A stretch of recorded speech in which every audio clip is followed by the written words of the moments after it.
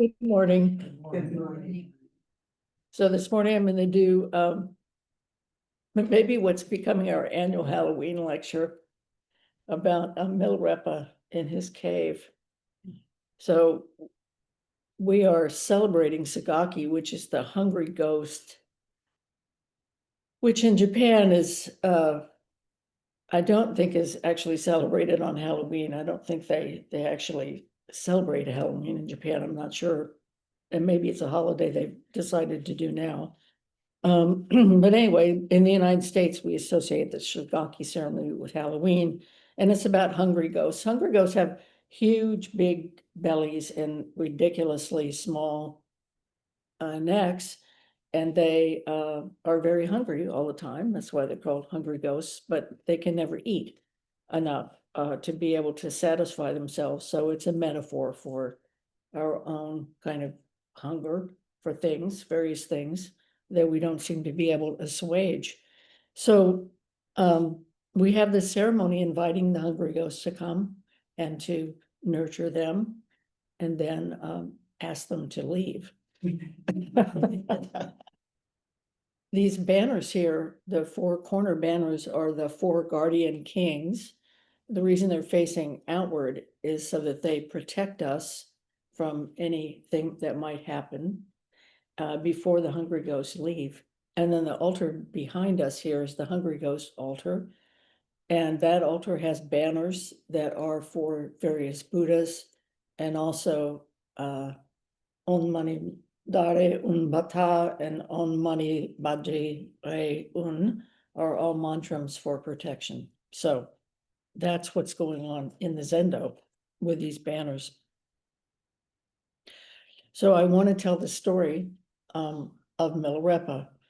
And Milarepa, this is from the songs of Milarepa. Milarepa's a really famous Tibetan teacher from hundreds of years ago. And he started his life out as a murderer. So he used to go around and kill people. And then when his father died, he became very poor. So we don't know why he went around killing people, but that was what he did. So it's not a very good thing to do. So he needed some help. When his dad died, Milarepa decided to seek revenge for his father's death. So it sounds like maybe somehow his dad was killed by somebody else. And so he studied sorcery, and he became a very bad wizard. So Milarepa was not a very nice person at that time. But in Buddhism, we believe that everybody at their core has Buddha or is Buddha nature. So we are all the nature of a Buddha, which means that we all have the ability to wake up to that and become good and generous and kind and wise and compassionate people. So because of that, Milarepa did have a kind of awakening, and he realized that what he was doing was not a good thing. And so he decided to become a Buddhist. And so he went to a famous Buddhist teacher in Tibet, whose name was Marpa, and he studied with Marpa. So now Marpa was a really tough teacher, and he made Milarepa do all sorts of stuff that was hard for Milarepa to do, kind of to help him get rid of the sort of evil side of his nature. So here's a really famous instance of that. Marpa would have Milarepa build a tower out of stones, and then he would take it all down again. And then he would say, oh no, build it over there. And then he would have to build the tower over there. And then Milarepa would say, well, no, I don't like it over there. I'll take it apart and put it over here. And so that kind of went on for a while. And so the idea behind that was to create a situation where Milarepa kind of basically did what he was told, and he didn't get angry or upset. He just accepted the situation, and he would just, like move the tower whenever his teacher told him to. So after a lot of years of studying with Milarepa, who sounds like he was a pretty tough teacher, after studying with Marpa, who sounded like a pretty tough teacher, Milarepa became a teacher himself. But the story here is about before he became a teacher. So this is a story before then. Okay, so this is called The Tale of the Red Rock Jewel Valley. Kind of sounds like a Western. So, we were just at Monument Valley, and so this is the tale of the Red Rock Mittens.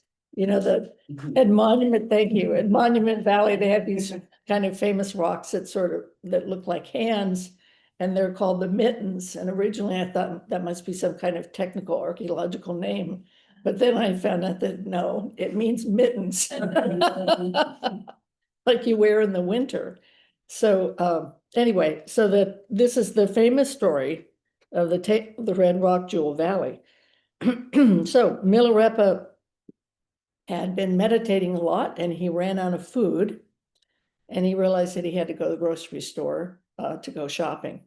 So he went to the grocery store to get some food, and while he was gone, demons came and took over his cave. So the house that he lived in, all these demons came. And so they were there while Milarepa had gone to the grocery store. Now, Milarepa, on his way back from the grocery store, encountered that a big storm. So I just left out this part of the story, which is that these demons, who are very much like hungry ghosts, they just wanted to find a way to be happy. But their idea of being happy was they thought it would be a lot of fun to go to Milarepa's house and tear it apart. So that was their idea of being happy. And kind of in a way like what Milarepa did before he became a Buddhist teacher, before he kind of saw the light. So they just ran around his house and made a total mess of it. They pulled all the books out of the bookshelves, and they ran around, and they took all the flour out of his cabinets, and they dumped it on the floor, and they just ran around and just made a terrible mess of his house. Okay, so here poor Milarepa is. He's just gone to the grocery store, and he's on his way back from the grocery store. And he's also gathering wood to get some food, and a big storm comes up. There's this huge storm that happens, and the storm blew so hard that it blew all of his clothes off. So Milarepa didn't have any clothes on, and it was raining. It was terrible. And finally the raining stopped. So Milarepa hung his clothes into the trees, and he waited for them to dry. And he was not very happy. As a matter of fact, he was really depressed. So he was saying to himself, gosh, this is just horrible. All these things have happened, and now he doesn't know that there are demons at his house. He's just like, going home from the grocery store, and all this terrible stuff is happening. So he says to himself, well, what am I going to do? And so he looks up to the sky, and he remembers his teacher, Milarepa, Marpa, who, by the way, is still alive. So he says, Marpa, what am I going to do? And Marpa appears in the clouds above him. Now, our teacher, Sojin Roshi, he's dead now. He died when he was 92, a few years back. But, we would say, well, what would Sojin do? So sometimes when things happen, you just say, well, what would my teacher do if this was happening to that person? Unfortunately, Sojin never appeared to us in the clouds to actually give us direct instructions. But in this case, Marpa did appear to Milarepa, and Marpa said to Milarepa, he said, to remember the Buddhist teaching. And he said, my son, why with such deep emotion did you call me so desperately? So what's going on that you're so upset? And he says, why do you struggle so? Like, why are you having such a hard time? And then he says, don't you have a faith in your teacher and in the Buddha? So if you have faith in the teachings, then why are you so upset? Do fear and longing sap your strength? That's interesting. Do fear and longing sap your ability to deal with this situation? And then Marpa encouraged Milarepa to recall his practice and continue to study. Okay, now remember, he has not been home yet. So all of this has happened while he's on his way back from the grocery store. It would be kind of like for us, I guess, if we were driving back from the grocery store and somebody, like hit us. Well, they were turning left or something and ran into us and we're like going, oh my gosh, and then all of a sudden it's like we have to deal with all of this and people are yelling at us and everything. And anyway, so lots of bad things were happening. So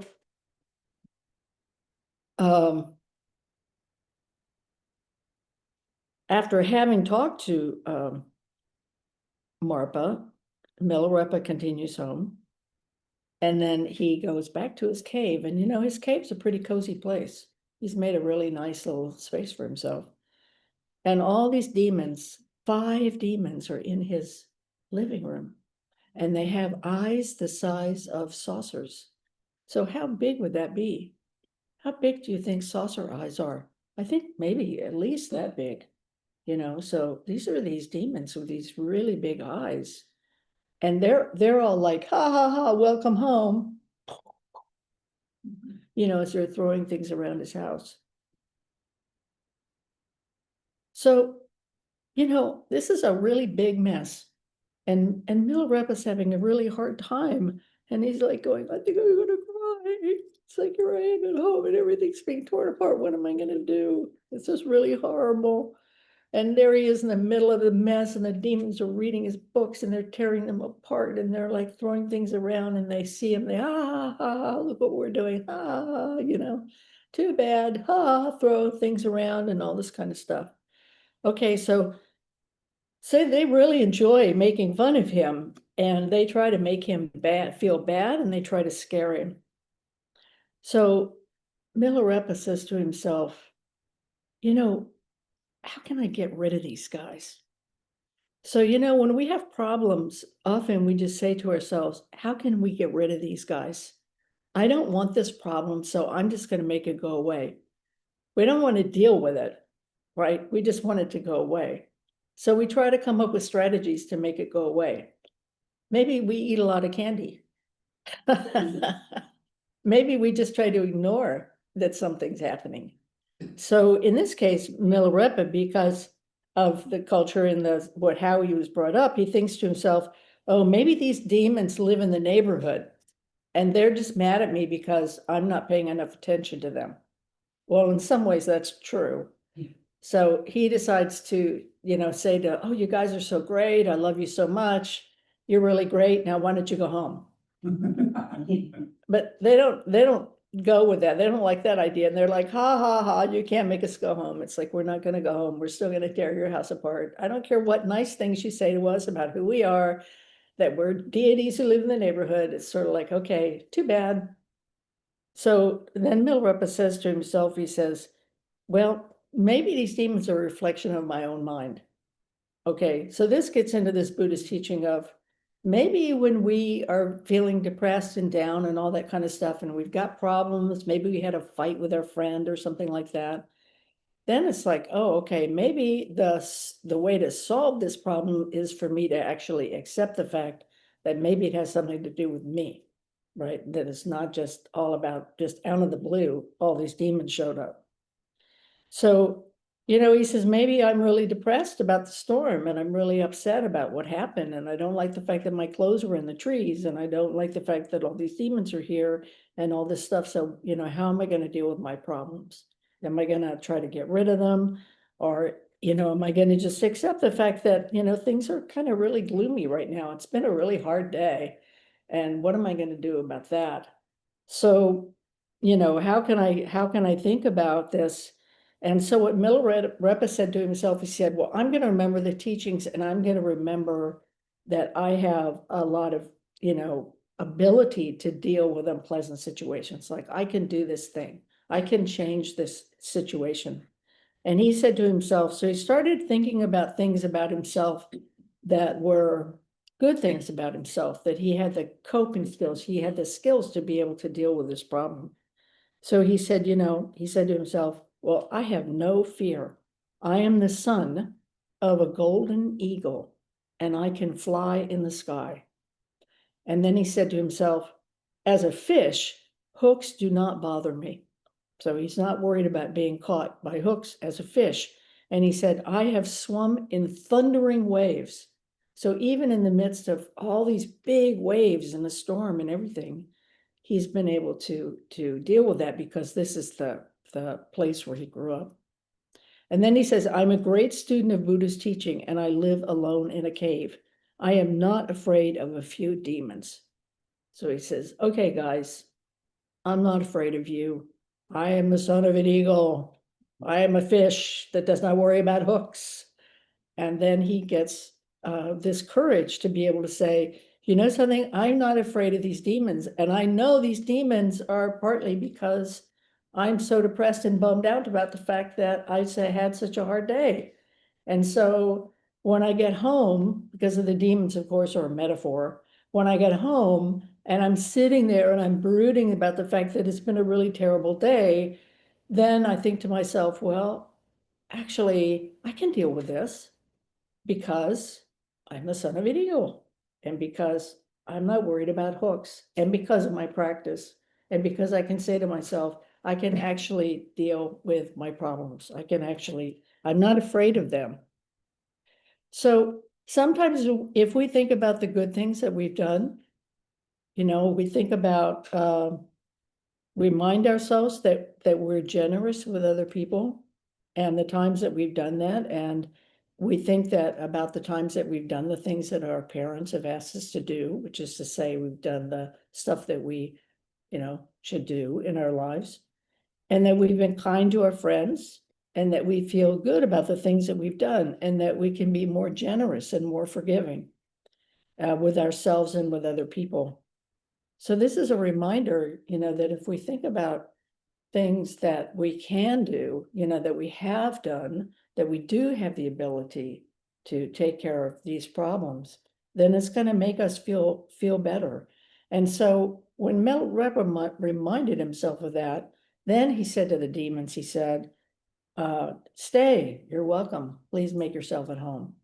And at that point, it scared the demons. And they were so scared that they left.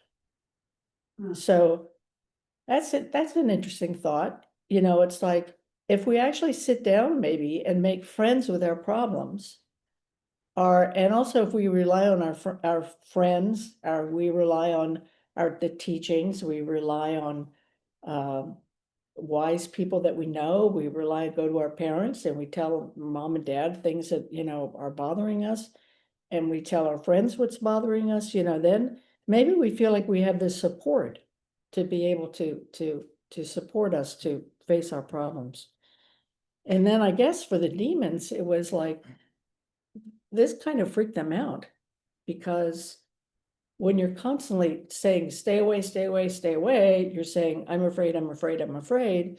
But if you say, no, I'm the son of an eagle, I'm the daughter of an eagle, you say to remind yourself all the strengths that you have, then you're able to say to your problems, you know something, guys, have a seat, sit down, let's work this out, let's figure out the best way to deal with this.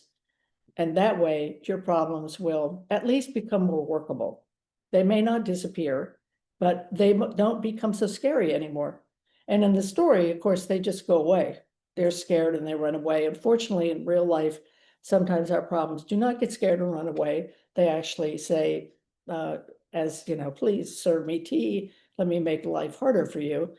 But actually, if we sit down with our problems and pay attention to them and try our best to work with them, and the way I like to think about it is to say that our problems are not, we are not good or we are not bad, but that something is workable or not workable, or that kind of thing, or this is a problem to be solved.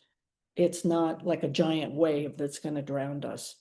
So sometimes things do feel like a giant wave that are going to drown us, and being patient with those things and being willing to be present for that is really helpful. And the fact that Milarepa called on Marpa. So I think that's really important. Milarepa reached out to someone else to help him when he couldn't deal with what was going on for him. So, you know, you get a little help from your friends. And so that's a really good thing too. So I would say that that's kind of the teaching here that in this story. So this ceremony today is about calling these hungry ghosts to us and nourishing them. So this is like saying, bring your problems, you know, and I will help with that. And in this case, because they're hungry ghosts, we offer them candy and things like that. It's kind of a bait and switch, actually. So we offer them candy to get them here, and then we do these ceremonies to heal the hungry ghosts, and then we ask them kindly to you know, leave. And so that's what the ceremony is about. And we end of the ceremony, we say, may we with all beings realize the truth and be released from all that binds and darkens us. May both the hidden and the apparent be free and complete. May all find peace.